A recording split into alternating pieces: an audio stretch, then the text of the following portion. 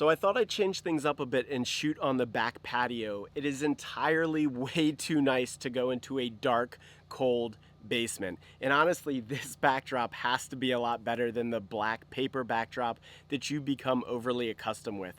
So it's been almost 5 months since I took delivery of the Tesla Model Y. I've put close to 7,000 miles on the car, and today I want to go over what my experience has been, things I like about the car, things I don't like about the car, things maybe I'd like to see change within Tesla, and we're going to go over all of it right now.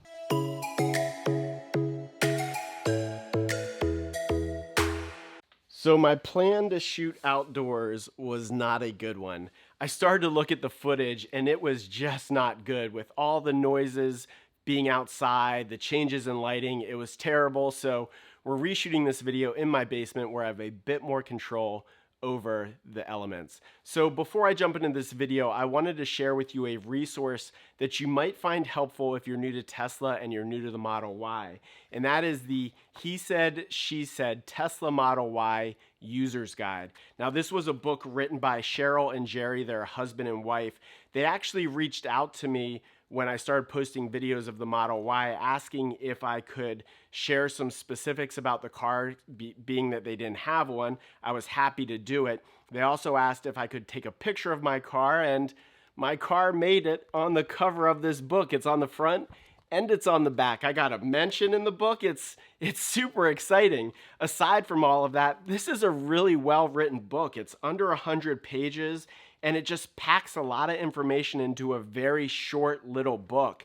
Now, Jerry's background is as an engineer, so he gives a lot of in-depth detail about the car, which somebody might find helpful. And then Cheryl adds a lot of humor to the book with her little kind of side notes on each of the topics. So if you need a resource, please check out the Tesla Model Y User's Guide. It's absolutely phenomenal. And Cheryl and Jerry were kind enough to send me 4 copies, 2 copies of the Tesla Model Y User's Guide and 2 copies of the Model 3 User's Guide. So I'm going to be giving these away. All you have to do is leave a comment in the comment section.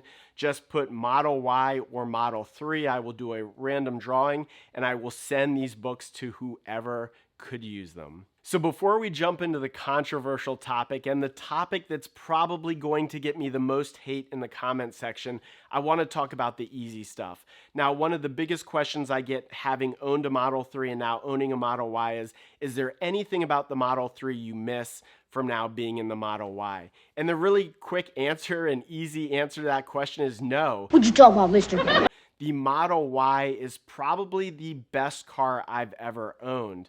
Now, when I had the Model 3, I loved it. It was my introduction to Tesla. It was my introduction to EV. And while I really, really liked the car, there were always things I was looking to do to make it better. I wanted to add the automatic liftgate. I wanted to add the automatic frunk. I always wished there was more room.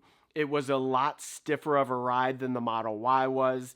And the most important thing for me was it was a small car and it felt like a small car. I always wanted it to be a little bit larger and to sit a little bit higher off the road. And the Model Y has taken all the things that I saw as a shortcoming in the Model 3 and they've resolved that. I mean, the car rides great, it sits higher, and for me, the storage is just the end all be all. With the Model 3, when you folded down the back seats, it still felt like the trunk area and that now folded down back seat area were 2 separate units because of how the trunk was designed. With the Model Y, when you fold down those seats, the amount of storage you have is unreal. We recently went on a trip to West Virginia, and when I was looking at all the stuff I had to pack in my car, I was like, there's no way this is all going to fit.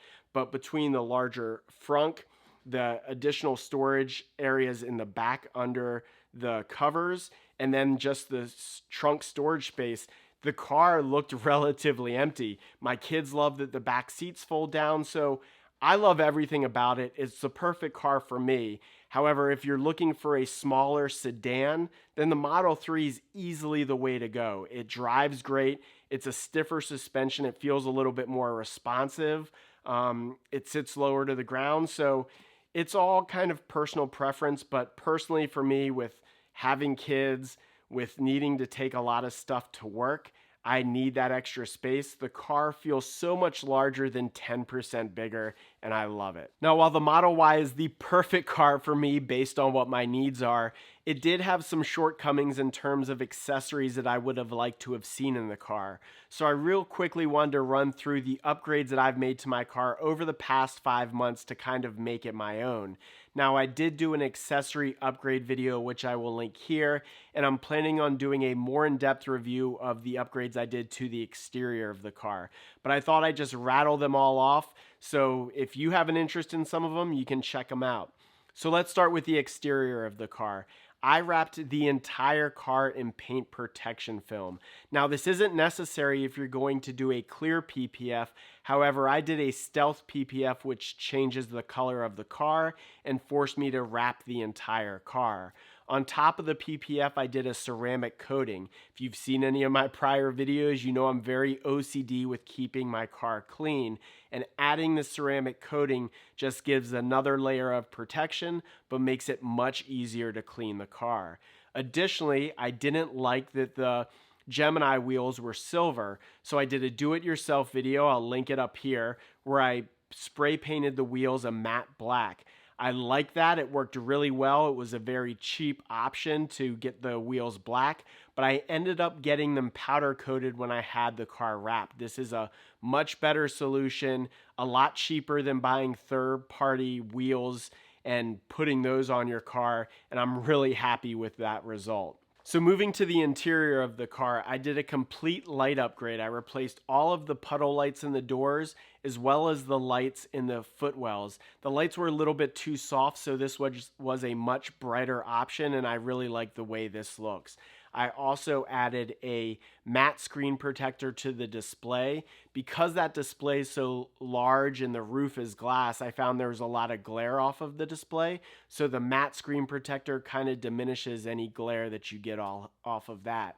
I added all-weather floor mats to the entire car, front, back, and the trunk.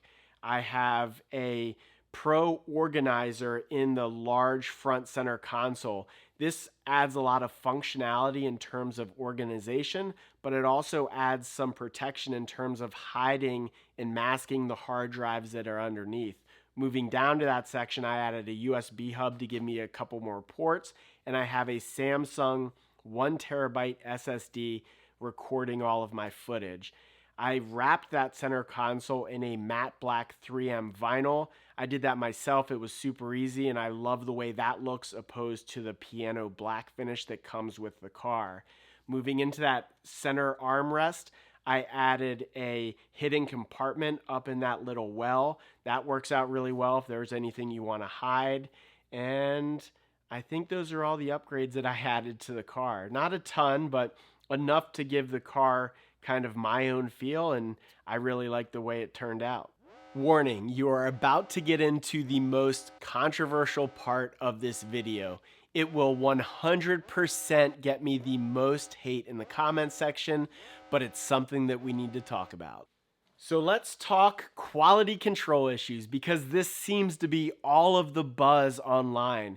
If you look online, there's no shortage of articles that talk about the quality control issues with the Model Y. If you belong to any of the Model Y forums, there is no shortage of posts. In fact, 90% of the posts are probably pictures of people taking delivery of the car and all of the issues they're finding with their Model Ys. Now, I want to preface this entire discussion by saying, yes, I love my Tesla, but this is not coming from a fanboy who just thinks that Tesla can do no wrong and the car is perfect. I recognize that there are real issues and quality control issues with this car. I mean, JD Power just ranked Tesla as the lowest amongst all the other manufacturers in terms of quality control. And my Model Y has no shortage of issues that need to be fixed. In fact, I will go through the list of all the things that were wrong with my car when I took delivery of it and that I found out since I've owned the car over the past 5 months. So like everybody, I have some panel gaps between the doors and the frunk and some of the panels along the car. My trunk doesn't sit properly. It needs to be altered a little bit. the black trim around the wheel wells and at the base of the car, a couple of those spots just don't sit flush and they're a little bit wonky. When I open the frunk, that panel that covers all the components, that doesn't latch properly and it rattles a little bit. So that needs to be looked at. When you open the trunk, there were a couple issues there. On the right side, that plastic paneling, that doesn't clip in. It still sits out. Tesla needs to fix that. The back driver's side seat, the covering there wouldn't clip in, so it sat off. That was fixed. The back passenger seat had a rip in it when I took delivery of the car. The spoiler and the performance badge were missing off of my car. Those have been replaced. The passenger side coat hook, that was broken. The charger door still doesn't sit flush. You can tell that it looks off. And I don't know if I'm going to do anything about that. And then my biggest issue as of recently was the paint peeling off of the front bumper. So my car is not perfect. It's been serviced 5 times and I have my 6th appointment scheduled next week. So my car has been in and out of service. I recognize that this is an issue. I am not giving Tesla a pass.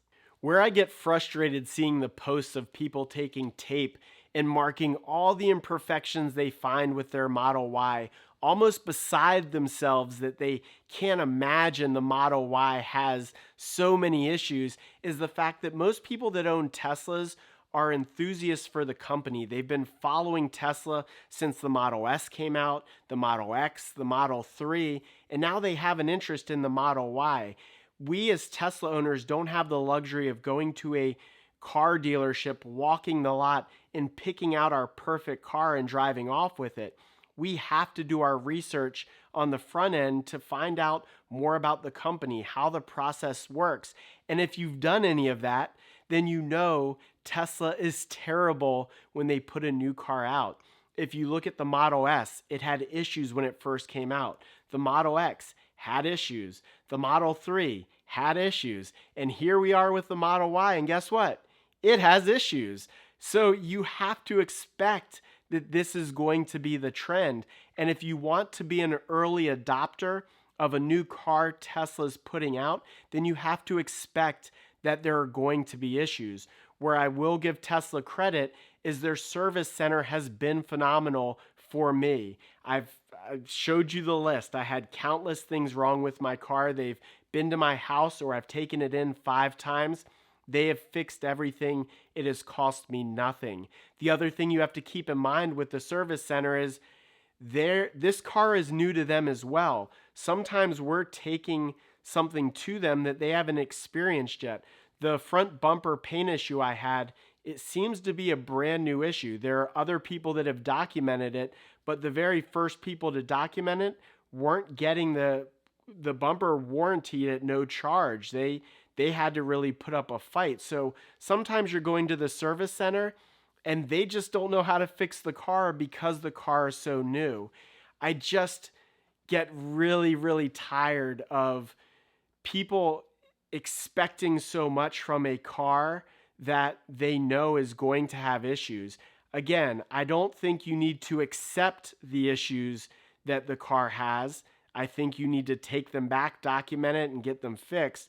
But you have to expect that if you're going to be an early adopter of any Tesla, it's going to have issues until Tesla can prove that from day one, they can manufacture a car that doesn't have panel gaps, that doesn't have issues. My bet is when the Cybertruck gets released, we're going to see this trend all over again. And if you're somebody that doesn't want to go through the headaches of dealing with service centers, then the suggestion and the recommendation would be wait a year and a half. Let the early adopters be the ones to get this all worked out and buy your car in a year and a half and it'll be delivered fine. I bought my Model 3 2 years after it was released and I had 0 issues with the car. It was great. So Tesla was able to fix the issues they originally had with the Model 3 and had no issues.